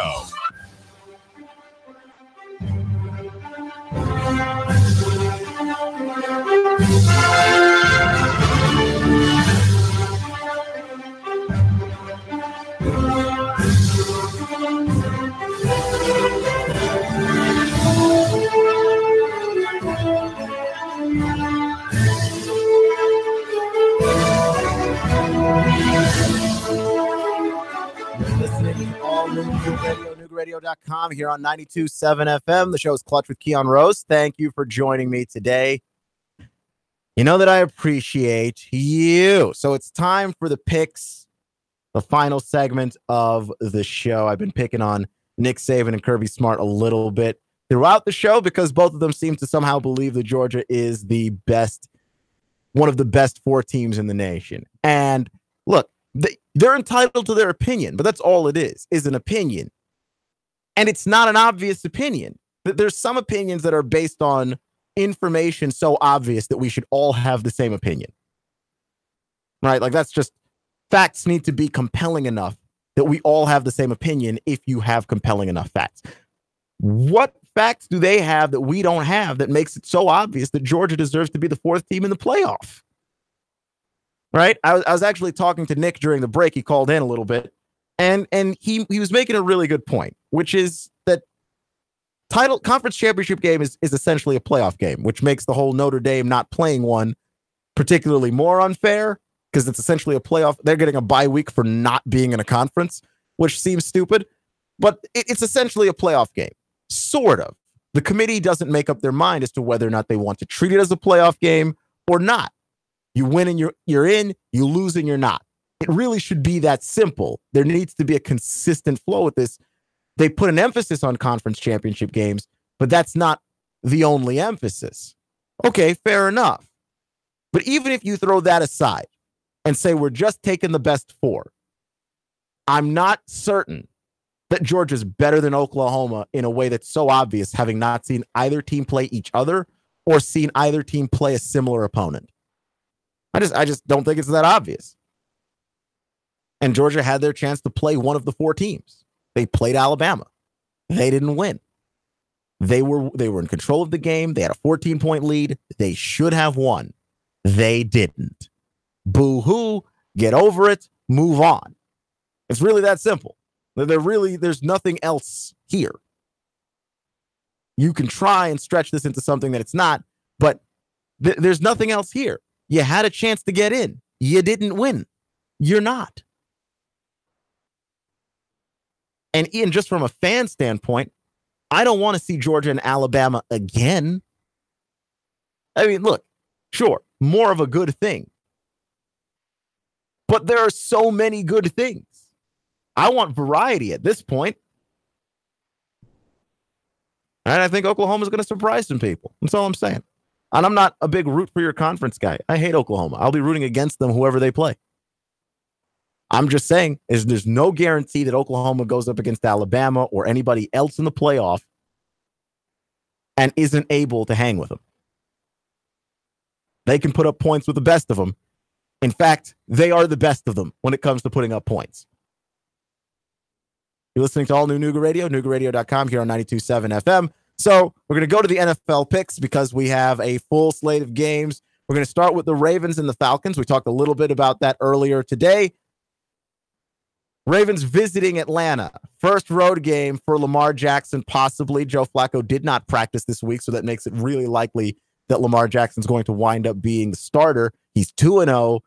He hasn't thrown the ball well yet. He's had some good throws, but he hasn't thrown the ball particularly compellingly yet. That's still going to come. They're still working on his footwork, right? That was one of his big weaknesses. Lamar Jackson's talented enough to have gone earlier in the draft, but with his mechanics and with his footwork, that's the reason why he was taken where he was taken at the end of the first round, right?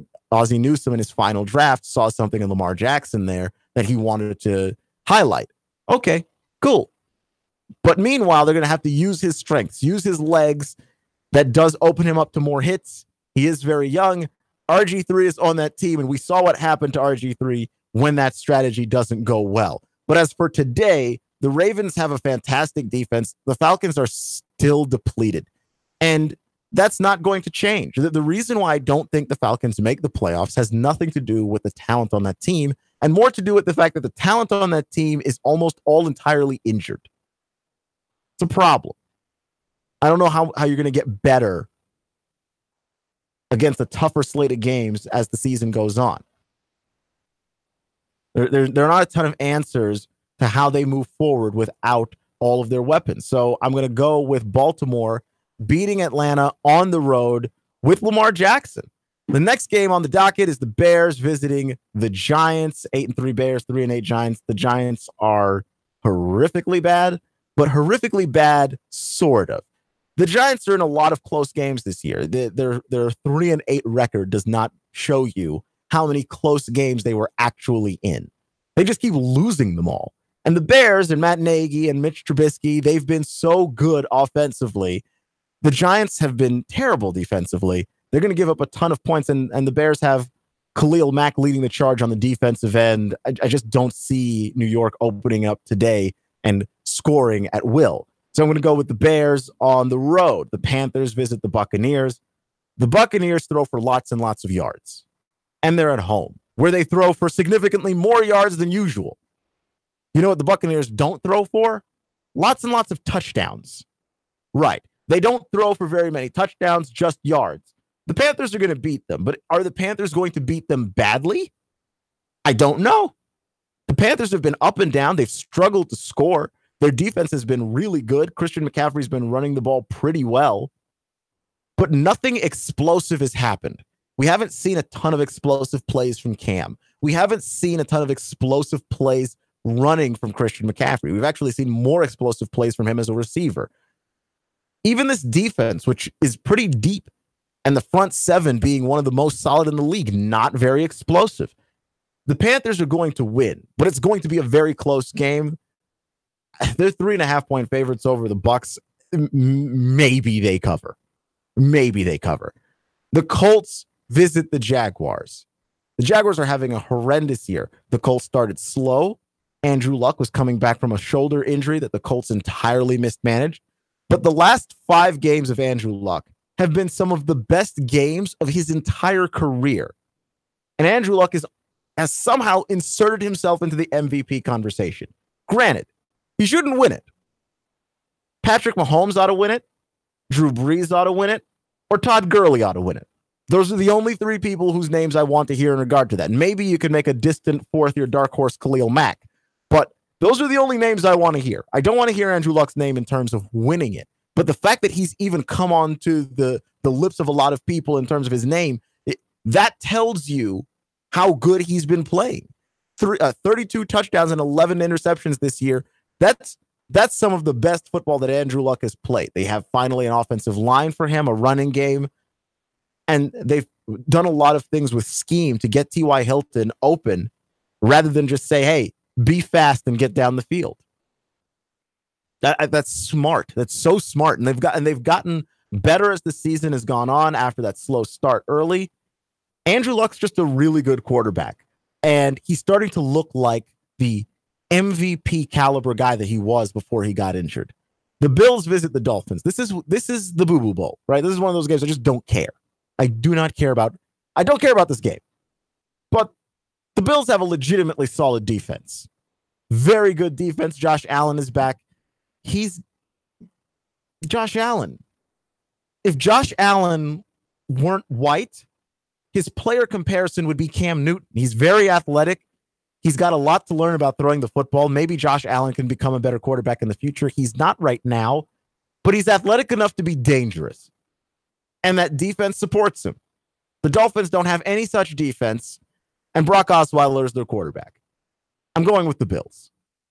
The Browns visit the Texans. The Texans have won 8 in a row. The Browns are playing really well. Baker Mayfield is coming into form. Nick Chubb at running back he's the reason why they felt comfortable trading away Carlos Hyde earlier in the year. Nick Chubb is the real deal at running back in the NFL. Right? And I don't know, people were saying who's the better running back between Nick Chubb and Sony Michel when both guys got drafted out of Georgia. Still hard to tell, but the edge is going to Nick Chubb at the moment. But the Texans have won 8 in a row. And they're a much better, more complete team from top to bottom. And they're not as dysfunctional. And they're hitting their stride at a point in the season that's very important. Deshaun Watson, 20 touchdowns, 9 INTs. And DeAndre Hopkins is still one of the most lethal wide receivers in football. Texans at home. And they cover. The Broncos visiting the Bengals, also one of the 1 o'clock games. And it's hard to get a read on the Broncos because they live and die with Case Keenum. If Case Keenum plays well, they're decent to good. If Case Keenum doesn't play well, they're bad. And it's been a rocky road. They're 5-6. They have one of the better defenses in the league, but it doesn't really matter because they can't get a solid performance out of Case Keenum 2 times in a row. That's not helpful. And then you got the Bengals who are 5-6. Marvin Lewis not having a fantastic year. He's on the hot seat again, but Marvin Lewis has been on the hot seat every third year for the last decade and a half, and he somehow managed to keep a job. And Marvin Lewis is going to beat the Broncos today. He's probably going to do enough to look good enough to still somehow have a job. I don't know how he does it, what voodoo, what magic Marvin Lewis does to continue to have employment with the Cincinnati Bengals. They're also very cheap, and he's not asking for more money, so that helps too. 1 o'clock, the Rams and the Lions. The Rams 10-1, the Lions 4-7. Jared Goff looking fantastic. Todd Gurley looking even better. And the Rams are, for lack of a better way of saying this, the better version of the Lions. Goff right now playing like a better Stafford. Gurley playing better than Keon Johnson, even though Keon Johnson's playing very well, but Todd Gurley's playing at an MVP caliber level. And then Brandon Cooks is better than whatever it is that the Lions have going on at wide receiver. Neither team plays defense particularly well, but the edge goes to the Rams because they're an unstoppable machine. They're an unstoppable machine. They don't, there's no real weakness that you look at them offensively and go, that's something you can take away from this team. There's not a whole lot you can take away from the Rams. Moving on to the Cardinals and the Packers. The Packers are done. Packers are done. If the Packers win out, they'd end the season at 9-6-1. That's in the NFC. That is not enough. Nine wins is not getting you into the postseason in the NFC. It might, but but overwhelmingly, even the teams that are second in their division are going to wind up winning roughly 10 games. 9 wins does not get you in. And the Packers are going to win today because the Cardinals are bad, but their season's done. Right? Like, they're going to delude themselves into playing because you have to find a reason to show up. But this team has not done enough this year. Also, Aaron Rodgers has only thrown 1 pick this season, for what it's worth. He's really having an efficient year, and it's going completely to waste. And he and Mike McCarthy are done. That relationship is toast. And rightfully so, because Mike McCarthy's been very bad at his job for like the last few years, and it's all getting exposed now with some of the injuries, with the injuries to Aaron Rodgers himself. you have one of the best quarterbacks of all time on your team and you go to one Super Bowl. Sure, you won it, but you got to do better than that. You got to do more than that. The Jets and the Titans. The Jets visit the Titans. Titans are 9.5-point favorites to start the 4 o'clock games. The Titans ought to win this game, and I'm going to pick the Titans to win this game. But there's no guarantee that the Titans actually show up, play a good game, a clean football game from start to finish, no penalties, and come away victorious in this game. There's a good chance that they show up, they get a bunch of penalties, guys don't catch the ball, Marcus is skittish, doesn't go through his reads, the defense gives up a bunch to Sam Darnold, and the Jets roll. I mean, that's just as likely. I'm going to take the Titans. It's not a confident pick there. It's just not. The Chiefs visiting the Raiders. I don't even feel like I need to spend too much time on this one. I really don't. The Chiefs are 14-point favorites. That's not a big enough gap. Derek Carr has played better in the last 3 weeks, but better from where he started the season. That's not a very big improvement. They looked horrendous all year long. They looked absolutely horrendous. And even though the Chiefs don't have Kareem Hunt, because Kareem Hunt is involved in some kind of investigation now at this point, and thank goodness the Redskins didn't swoop in and try and take him off of waivers too. That morally backwards franchise. Even without Kareem Hunt, there's enough weapons there. And I forget the name of their backup running back, but he's solid too. They'll be fine. And they'll certainly be fine against the Raiders. 4:25 p.m., the Vikings visit the Patriots. The Vikings are 6-4-1. And this is a battle of two teams that started off the season looking polished, looking good. And now they both look anemic at best. The Vikings look awful. Kirk Cousins looks very average. And it's weird because they're paying him too much money to be very average. They have Adam Thielen, but they might not have Stephon Diggs. His knee is injured, right? So he'll be a game time decision. And 4:25, we'll see whether or not they'll go ahead and give him the start. But the Vikings can do some things offensively that'll give them a chance. And the Patriots aren't playing their best football, so you can't outscore them. The issue that I'm having is this. They're not just inconsistent offensively. They're inconsistent defensively, which is when the Vikings started this season, the reason why you pay a guy like Kirk Cousins all the money is not necessarily because you want him to go out and be an elite franchise guy. It's because you thought you had all the other ducks in a row, and the only thing you needed left was a quarterback. That's why you'd pay a quarterback that much money, even a guy that we all know to be he's average. He's a slightly above average quarterback. They paid him like he was elite because they thought they had everything else. And it turns out they don't have anything else, and they don't have that defense. And he's not playing like he's being paid. It's a bad combination of things. I'm going to take the Vikings on the road, but tentatively, because I just don't like the way the Patriots look lately. The 49ers visiting the Seahawks. Look, the Niners have been trying any combination of quarterback that will get some kind of yardage and touchdownage. It's not resulting in W's, though.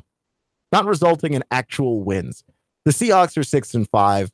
They're clinging on to dear life. They started off poorly, and they have won the last several games, 4 out of their last 5. Russell Wilson has been nothing short of fantastic. The Seahawks are the best rushing team in the league. Raise your hand if you saw that coming, because I didn't see that coming. Russell Wilson has been fantastic. This team has found ways to win, and they're not losing to the 49ers. Remember when that rivalry was a real rivalry? That used to be a real, actual rivalry we used to get excited to watch. That is unreal. And then the Sunday Night Football game, that's going to be a fantastic game. Phillip Rivers and the Los Angeles Chargers head to Heinz Field to take on Ben Roethlisberger, the 7-3-1 Pittsburgh Steelers. The Steelers find a way to win any game that they're in, even if it makes no sense. They play poorly, they somehow win. But Ben Roethlisberger is just being a diva, a prime diva, even for him, right? Throwing all of his teammates under the bus. And at what point does that catch up to him? I'm not suggesting that catches up to him today. I just think the Chargers are better, so I'll take the Chargers. But at what point does that not catch up to Big Ben? That he's such an awful teammate. He's got a radio show. He's got a 15-minute segment that he shows up, he talks about his teammates, he throws Antonio Brown under the bus. How do you complain when you have Antonio Brown? That's like complaining when you've got a Lamborghini. Yeah, but the maintenance is so expensive. Well, you bought a Lamborghini. You got Antonio Brown. If every now and then Antonio Brown doesn't run a route to perfection, you can't complain about that. You still got the best receiver in football. What are you doing? You're going to throw that guy under the bus? Insane. Absolutely insane. And then the final game, Monday Night Football. Redskins, Eagles. The Eagles trying to get themselves back into this division. The Redskins are falling apart. They don't have answers at the quarterback position at the moment with Colt McCoy. You know, the Eagles have played poorly too. This is two middling football teams. I think I'll just take the Redskins because I'm a Redskins fan and I'm a homer. But these are two middling football teams playing each other on Monday Night Football in a division that's going to be very tough, and the wild card's still open for both of these squads. Should be interesting.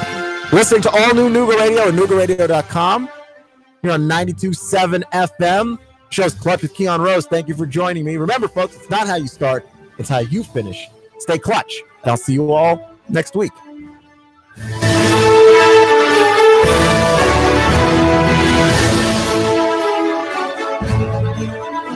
Traffic, news, and information. Nougat Radio. Digital FM 95.3 HD4 and 92.7 FM. 3, 2, 1. Chattanooga Radio. Digital FM 95.3 HD4. 92.7 FM's news now. There's one for the TBI for a shooting in Chattanooga, but he was captured in Virginia. TBI spokesman Josh Devine said that Dominique Collins was captured in Lynchburg, Virginia. Investigators say that Collins shot a man in the chest at a Circle K gas station back in April. He had been on the run ever since. A pedestrian was hit by a car on Friday night near Gun Barrel Road. Reports say the person was taken to the hospital from the scene. Their condition remains unknown to the public. Chattanooga Police Department Traffic Unit is investigating. A big chunk of rock broke off the side of Signal Mountain and landed right on Signal Mountain Road. Photos from the Signal Mountain Police Department show a backhoe working on the rock to move it out of the way. The right-hand shoulder is still blocked off. The Signal Mountain Police Department's directing traffic. Hamilton County School Chief Financial Officer Chris